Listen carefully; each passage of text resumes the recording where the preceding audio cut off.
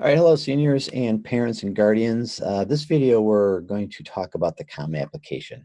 As mentioned earlier, close to 900 colleges across the country subscribe or use the Common App.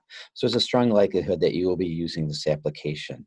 To start off, you will go to commonapp.org, and this is the main page for Common App. Before you hit the create an account button, and start going, I'd encourage you to kind of go through this. There is a lot of great information on the website.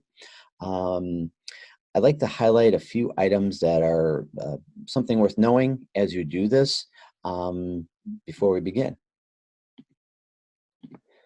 First thing is you go to apply college and first time application for students. Before you hit the apply now, there's 7 sections that they highlight. And this is a really good thing to go through, gathering information all the way to submitting your application. Lots of drop downs to give you detailed information on what they're looking for. There's also great tutorial videos on how to go about doing each step of the Common App. It is not complicated. It's not overwhelming. In fact, it's improved immensely over the last few years. So it's very user-friendly. And along with these videos, there are tutorial videos within the application if you get stuck or if you have any questions. So I'd encourage you to go through each one of these all the way through 7 on how to go about and understanding the Common application. So for the first step you would do is to create an account. And for most students, you are a first-year student, and it just asks you for your email, password, general information. And then I just want to highlight here, if you would like to have your name and your email shared with colleges, where you get extra additional information, you can. If you want to omit that and not receive emails from colleges, you just uncheck. And same thing with Common App. Then you would check this, that you agree, and then you create an account. I have already created an account for myself. So once we have logged in, once you've created an account and you've logged in, this is what you're going to see. On the Common App main page, there's 1, 2, 3, 4, 5 main tabs that you deal with. So the dashboard shows you all the colleges. As you populate the colleges, it'll show you all the colleges that you've applied to.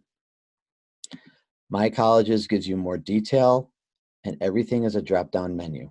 So the first step when you get into this Common App and you see this page, you go to the tab called Common App. This is the application itself. So within the application, there's this tab, profile, and you fill out your general information, and you would hit continue. And then you get to the address, and you fill out your address, and you continue. When a section is completed, you'll see a green check mark. That tells you that you've answered all the questions and you've completely done it. So once you've done all that, you see all the green check marks. The entire profile section I have completed. Also, as we mentioned earlier, if you have questions about the profile, there's a tutorial section right here, and you can watch the video, and then you can go on and continue the application. Then you would go to the family section. I did not finish this. You go to the family section, it asks about household, parents, siblings, education section. I'd like to highlight a few items on this education section, just so you know. So as you go through this, you need to do this tab first before you start populating your application with colleges. So all of these need to have a green check mark before you can start doing the college applications. So you would fill in Buffalo Grove High School, your date of entry, answer some general questions, and continue. Ask you how many high schools you've been to, continue. This one I'd like to highlight and just make sure for clarity, as you're doing the Common App in this tab, under the education section, under colleges and universities. The very first question is, if you have ever taken coursework at a college or university, please indicate the number of colleges. So for example, I said I did take college coursework at 2 colleges, Harper Community College and Eastern Illinois. These courses you will want to answer the same if you have taken any dual credit classes. So throughout high school, freshman, sophomore, or junior year, if you've taken any dual credit classes with our partner colleges, Harper, Eastern, and so on, you will answer the question here. It will give you an opportunity to list the college, and you list the college. And then there's a drop down, and you would for sure need to check dual enrollment with high school.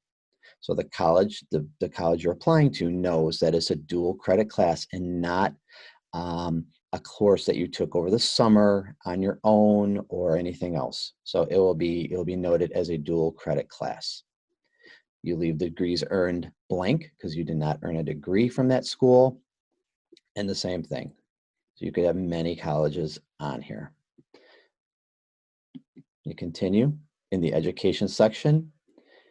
It will ask for grades, graduating class size. There's a few questions such as this one that I've supplied a cheat sheet for students in the video on how to apply to colleges. So all the information on the types of grading systems we have and graduating class size is all on the cheat sheet provided, so you can answer those, you pull that up, and then you can fill these out. Continue. Again, I like to highlight this one, current or most recent year courses. Please list all courses you're taking this academic year. If you are not currently enrolled, please list courses. So, same thing applies. If you're as a senior and you're enrolled currently in any dual credit classes, this is the opportunity to let them know this. You're on a semester course. You take chemistry, it gives choices from regular, accelerated, advanced. If one of those classes happens to be a dual credit class you're enrolled in for senior year, you want to check that. And then you would list all your other senior courses in this section.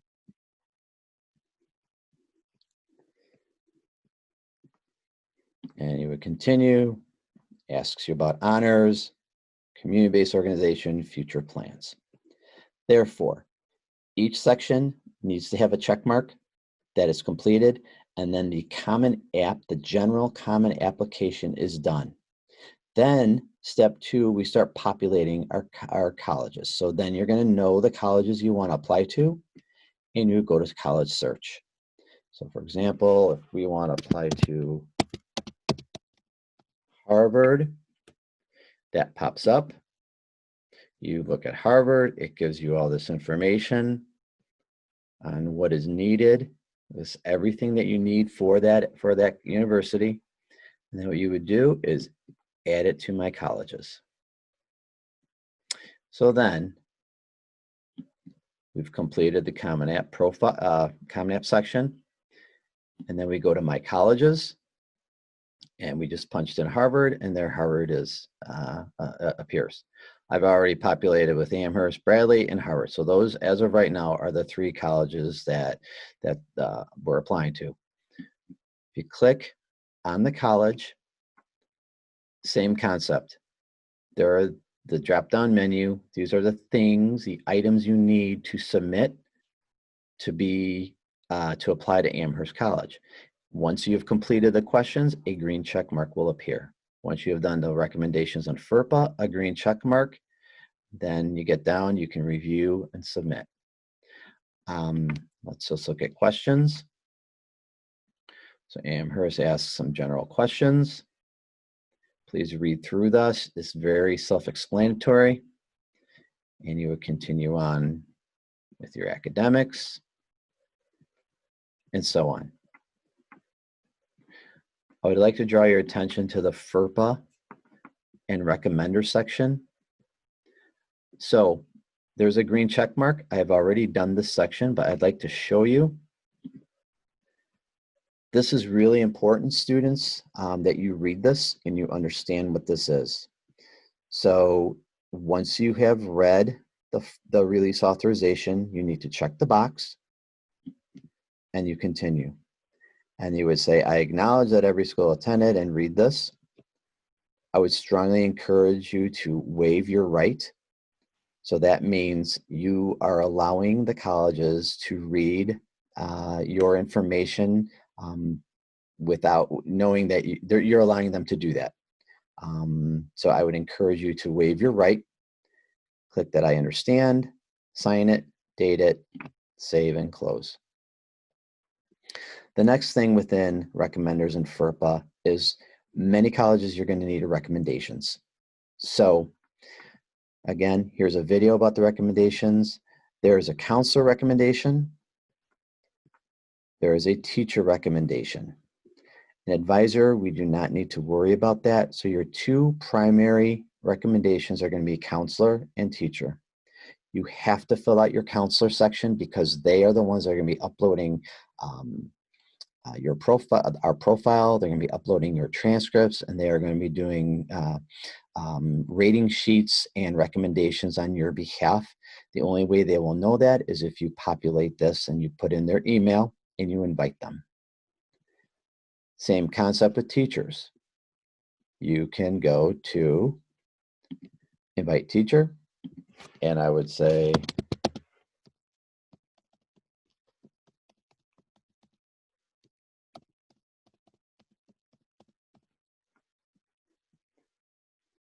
and just say math teacher, Mrs.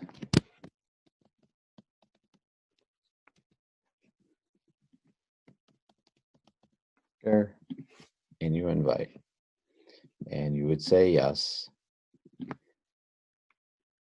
and you've just sent a request to a teacher inviting them to write a recommendation on your behalf. As always, you need to ask that teacher as prior to doing this. So it's nice to send, especially with this year, sending an email asking them for a letter of recommendation. And then you put their email in here, and that automatically invites them. And then the teacher will take it from there. They will get the invite. They will get directions on what to do and how to upload a letter of recommendation to the Common App. Then you go to Bradley.